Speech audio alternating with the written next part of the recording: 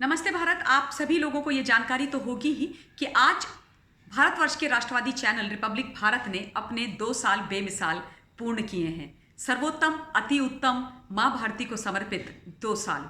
आपकी मेरी तरफ से एक बार फिर से मैं श्री अर्नब गोस्वामी जी को और उनकी तमाम रिपब्लिक भारत की टीम को दिल की गहराइयों से हार्दिक शुभकामनाएं और बधाई प्रेषित करती हूँ कि इस प्रकार के हजारों साल उनके जीवन में आए और रिपब्लिक ग्रुप दिन दूनी रात चौगुनी उन्नति करे और निर्भीक होकर के सच बोलता रहे जैसे वो आज भी बोलते आए हैं। माँ भारती के पक्ष में, हिंदुस्तान की जनता के पक्ष में, भारतवर्ष की एकता, अखंडता और संप्रभुता को इंटैक्ट रखने के लिए बहुत ही खुशी का दिन है। बहुत अच्छा महसूस होता है कि भारतवर्ष के अंदर एक ऐसे निडर निर्भीक पत्रकार हैं जिन्होंने पत्रकारिता को दलाली का माध्यम नहीं माना, जिन्होंने पत्रकारिता में विश्वास रखा और पत्रकारिता को लोकतंत्र का चौथा स्तंभ सही मायने में बनाया। क्योंकि अगर पत्रकार और पत्रकारिता लोकतंत्र का चौथा स्तंभ है तो वो कॉम्प्रोमाइज नहीं कर सकते, उसको सच बोलना ही पड़ेगा। और ये मिसाल कायम कर दी अर्नब गोस्वामी ने इस देश के अंदर अपने चैनल, चाहे वो रिपब्लिक हो या रिपब्लिक भारत हो, उनको लॉन्च करने के बाद। आज वो चैनल नंबर 1 पर है, अपनी मेहनत पर, अपनी हिम्मत पर, अपनी सच्चाई के जोर पर है। वो कहते हैं ना कि जो स्वयं की मदद खुद करता है, ईश्वर भी उसकी मदद करता है। तो पहले आपको अपनी मदद के लिए स्वयं खड़ा होना पड़ेगा। सच्चाई से, ईमानदारी से, मेहनत से, कर्तव्य निष्ठता से जो कार्य किया जाता है, पूर्ण जिम्मेदारी के साथ जो कार्य किया जाता है, ईश्वर उसको आशीर्वाद अवश्य देते हैं। और वही अगर हम रिपब्लिक ग्रुप, रिपब्लिक भारत और मिस्टर अर्नब गोस्वामी की बात करें तो हमें दिखाई देता है। दुख की बात यह है कि इस देश में जब पत्रकारिता का एक पुराना, एक ढर्रा, एक स्टाइल चलता आ रहा था जिसमें अपीजमेंट सबसे महत्वपूर्ण था और लोग जा करके उन नेताओं के और बड़े बड़े लोगों के आगे चरण वंदना करके, प्रणाम करके सिर्फ वही चीज़ पूछते थे जो उनको खुश करती थी और जिनके माध्यम से उनके चैनल चलते थे, उनके चैनल को बड़े फंड्स मिलते थे, उनको बड़ी सुविधाएं और बड़ी सारी बढ़िया बढ़िया चीज़ें और पैसा मिला करते थे, वो वही बात करते थे। चाहे पिज्ज़ा पास्ता वाले प्रश्न हो, चाहे फिर इस देश को विभाजित और खत्म करने की राजनीति करने वाली चीज़ों को इस देश के अंदर घुसाने की बातें हों, जो लोग सही हैं उनको गलत लाइट में दिखाने की बात हो, देश को तोड़ने वाली जो चीज़ें हैं उनको धीरे धीरे करके देश के अंदर पैडल करने की बातें हों, वही चीज़ें होती रही हैं। और इस देश में ये गवाह है, हमने जब भी देखा है तो इतिहास गवाह है कि ये काम बड़े समय से पत्रकारिता के नाम पर कुछ लोग करते आ रहे हैं। खास तौर पर वही लोग जो 9 बजे प्राइम टाइम में आ करके एक एंटी सीएए के दंगे वाले व्यक्ति का नाम और धर्म दोनों बदल देते हैं। धीमी गति के समाचार वो हैं, एनडीटीवी के पत्रकार हैं, या फिर एक ऐसे पत्रकार जो खुद को टीआरपी का वल्चर भी बुलाते हैं, जिन्होंने अभी रिसेंटली 26 जनवरी को पूर्णतया शर्मसार कर दिया, लोकतंत्र के चौथे स्तंभ को शर्मसार कर दिया। बहुत बड़ा झूठ बोला कि एक व्यक्ति जिसकी स्वयं से एक एक्सीडेंट में मौत हुई, उसको दिल्ली की पुलिस ने गोली से उड़ा दिया और उसके बाद दंगों को भड़काने की कोशिश करी। हिंदुस्तान के आदरणीय महामहिम राष्ट्रपति जी के नाम पर झूठ बोला, मतलब झूठ बोलने की और पत्रकारिता को शर्मसार करने की हर पराकाष्ठा को पार कर डाला। तो यही पत्रकारिता का स्वरूप हमें दिखाई देता था। और अगर इस स्वरूप को किसी ने बदलने की हिम्मत और हिमाकत करी है तो वो भारतवर्ष के एक राष्ट्रवादी पत्रकार जिनका नाम अर्नब गोस्वामी है,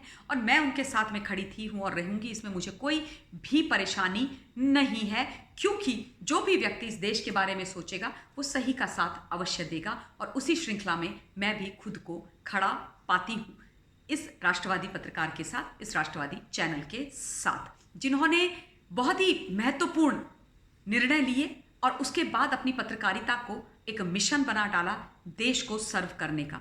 एंटी सीएए के जब दंगे हुए और जिस प्रकार से दिल्ली को जलाने की पुरजोर कोशिश करी, मासूमों का खून बहाया गया, तो उसकी पूरी निर्भीकता से रिपोर्टिंग की। उसके अलावा उससे पहले जेएनयू के अंदर जब भारत तेरे टुकड़े होंगे, इंशाअल्लाह इंशाअल्लाह के नारे लगाए गए, देश को तोड़ने की बात की गई, तो पूर्णतया उस कंस्पिरेसी को एक्सपोज किया बिना डरे और अपने आप को एक्चुअली खतरे में डाला। उसके बाद जब पालघर के संत महाराजाओं के ऊपर इतनी बड़ी प्रताड़ना हुई, उनको लिंच करके पुलिस के सामने मारा गया तो उनके न्याय की लड़ाई को अपनी व्यक्तिगत लड़ाई समझकर अपने कंधों पर लेकर के निर्भीक होकर के लड़ा, और उसके बाद तो मानो मुसीबतों का पहाड़ ही उन पर टूट पड़ा।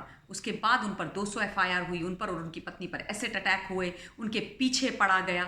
उस लड़ाई के साथ साथ, उस लीगल बैटल के साथ साथ वो सच बोलते रहे, अपनी निर्भीक पत्रकारिता करते रहे, जो अपीजमेंट की पत्रकारिता थी उसको सबक सिखाते रहे, और ये बात देश को बताते रहे और उन तमाम लोगों को बताते रहे कि पत्रकारिता में बीच का कोई रास्ता नहीं होता। या तो आप सच के पक्ष में खड़े हैं या सच के विरोध में खड़े हैं, क्योंकि बीच का रास्ता मतलब लोकतंत्र के चौथे स्तंभ को ध्वस्त करना। आप सोचिए, न्यायपालिका अगर ये बोले कि भाई हम बीच का रास्ता अपनाते हैं, ये व्यक्ति मुजरिम तो है, मेरी अदालत में आया है, लेकिन ये मेरा रिश्तेदार है, इसलिए मैं न्यूट्रल हूं, मैं कोई निर्णय नहीं दूंगा, मैं कोई फैसला नहीं दूंगा, तो क्या चलेगा ये? क्या चलेगा ये? नहीं चलेगा ना।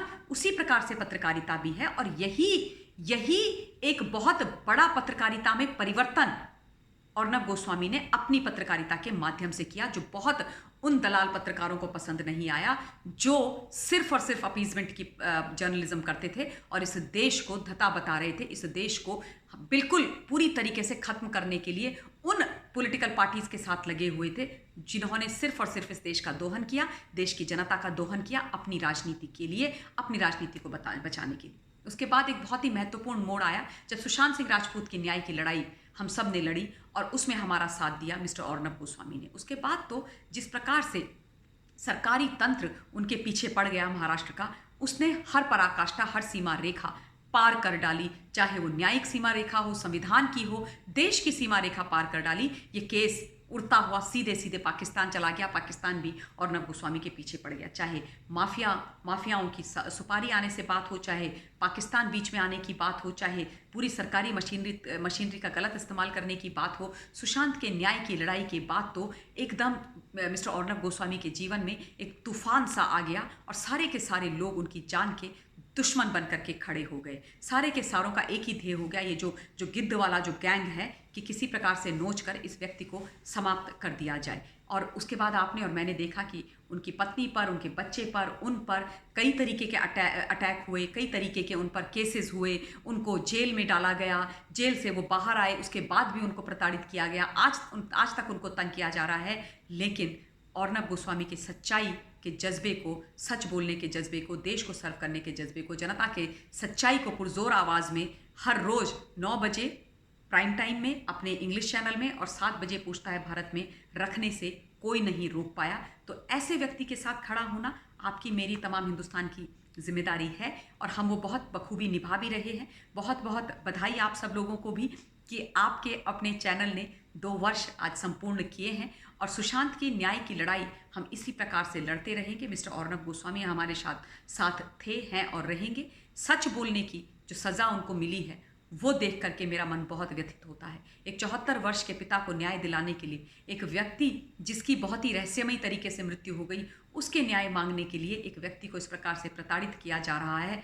मैंने ये कभी सोचा नहीं था कि स्वतंत्र भारत के किसी राज्य में मुझे इस प्रकार का मंजर देखने को मिलेगा।